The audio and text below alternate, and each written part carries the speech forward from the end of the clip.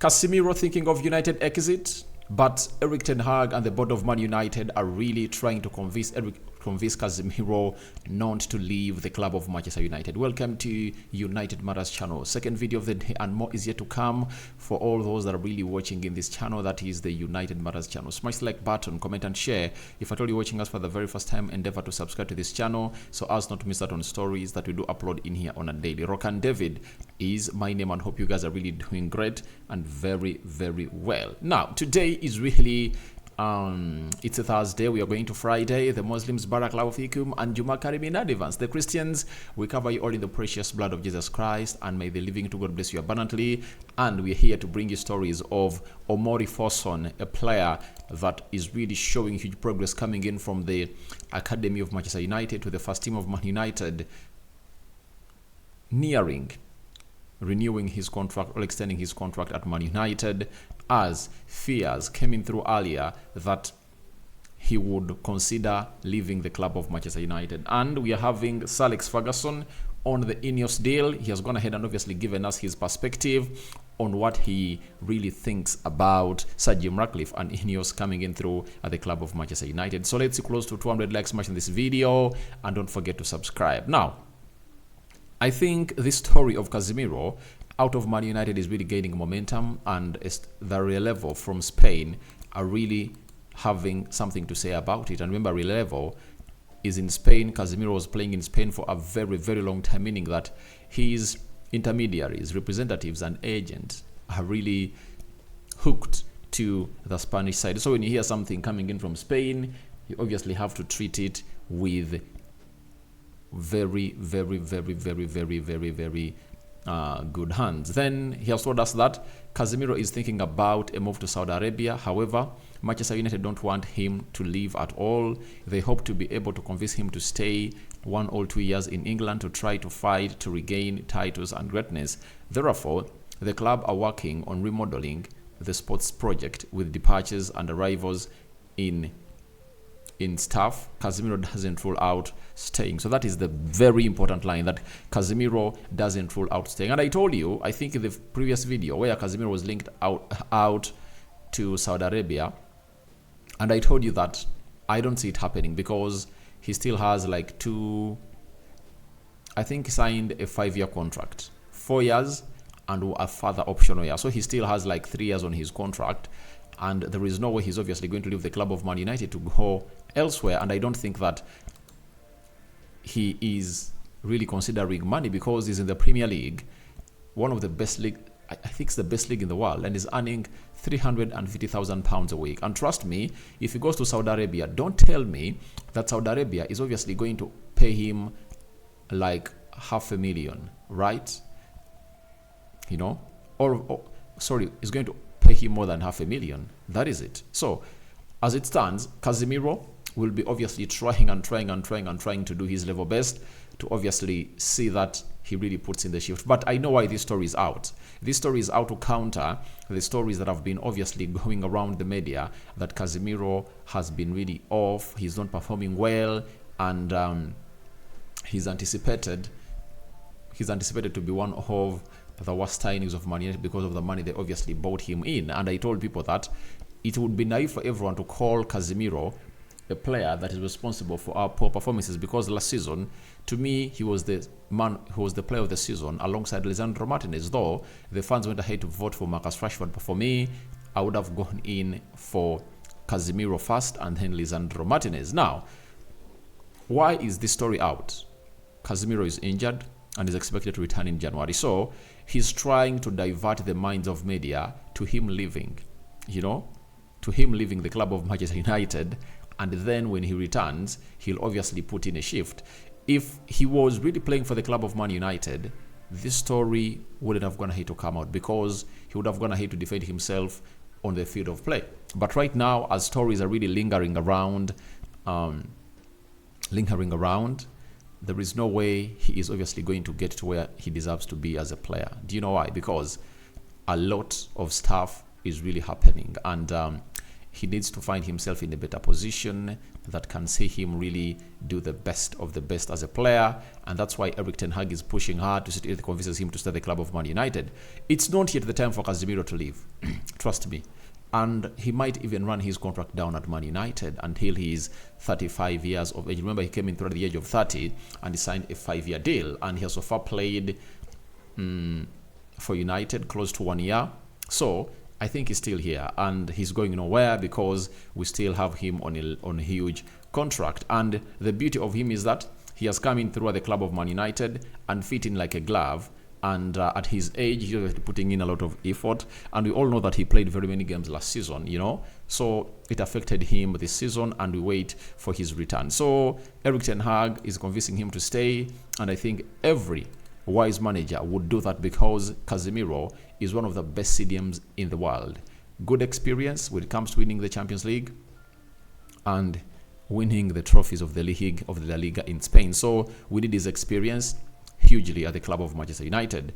Then they added and said Casemiro arrived at Man United with an idea of continuing to triumph in one of the largest clubs in the world, and if he sees that the situation is favorable, he will stay at Man United. In addition, he doesn't want to leave behind a team that bet so hard on him. However, Saudi Arabia would be open to making an offer for him. If a good offer arrives and Casemiro requests it, United will not oppose an exit, though they'll try to convince him to stay first with a great project. Trust me, Ten Hag cannot let Casemiro go because he knows getting a player of Casemiro's experience will obviously require him a lot of money, and there is no way Erik ten Hag is accepting this to happen. And I'm 100% sure this guy is going to be here.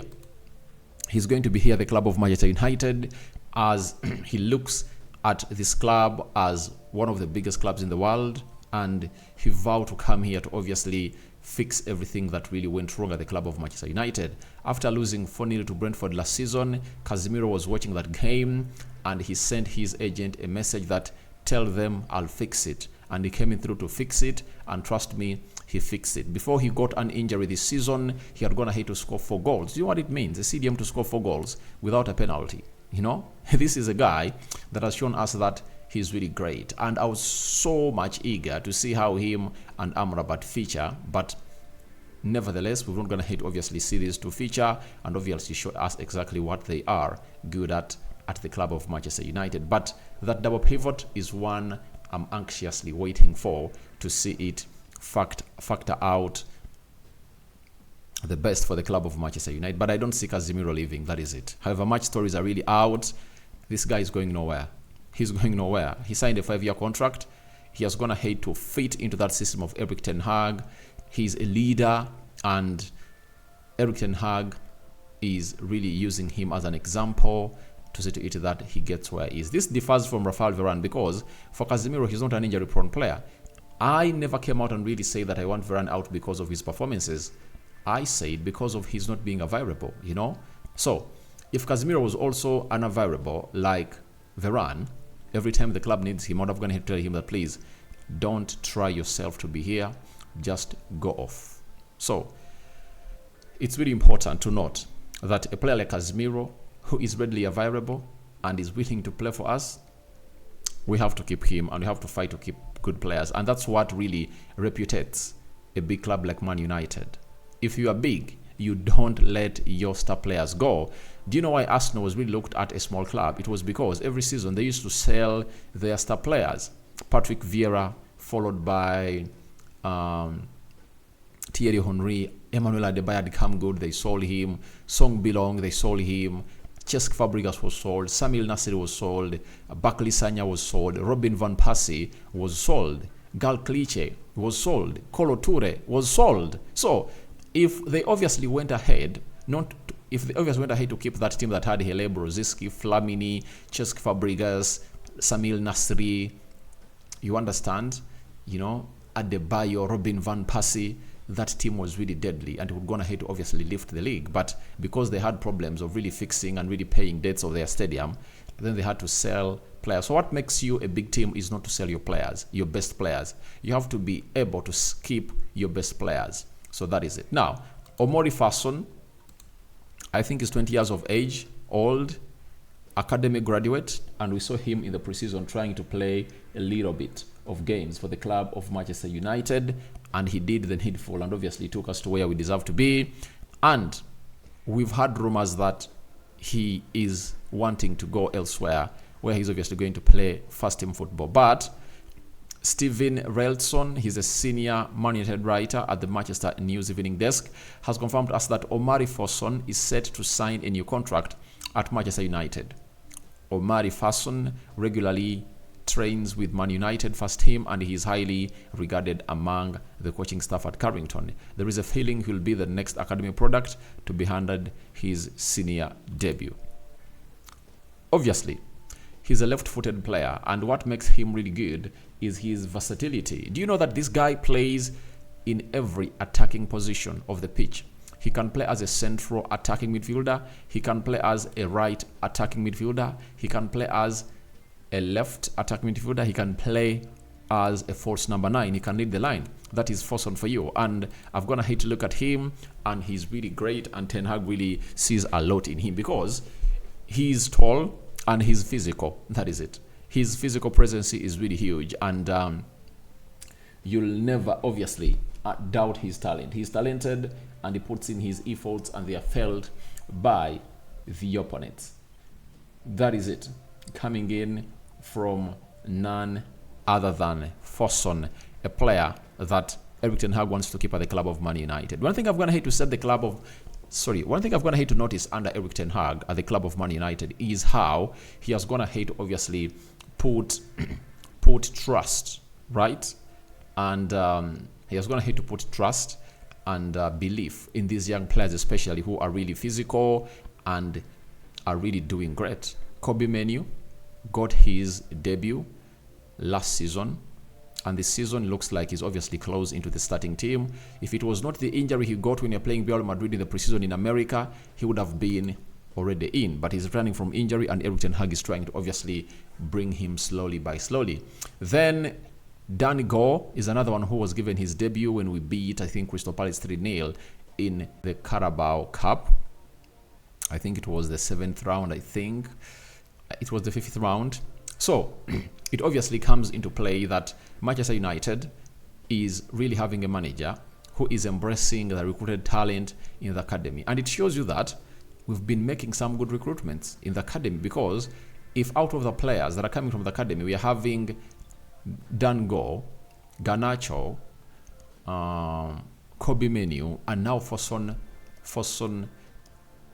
Omari coming in through in the first team in just a space of 2 years, then it's really great, meaning that even more really coming in through. There is my best, Aaron Hansen, that Norwegian.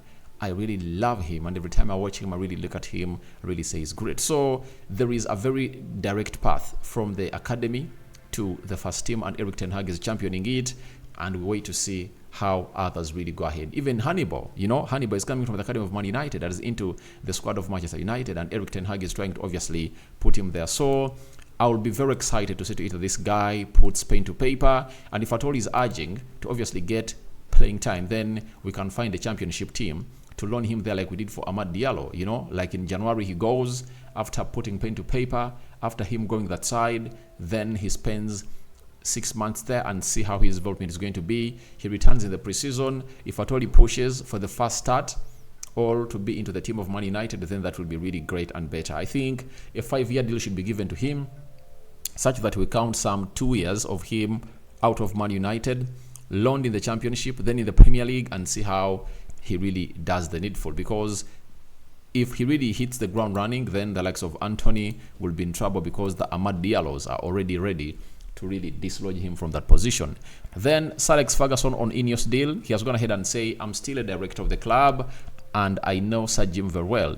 We shall have to see what he does, but I'm optimistic. So Sir Alex Ferguson is very optimistic about what this guy is going to do at the club of Man United. And with what we are hearing, right?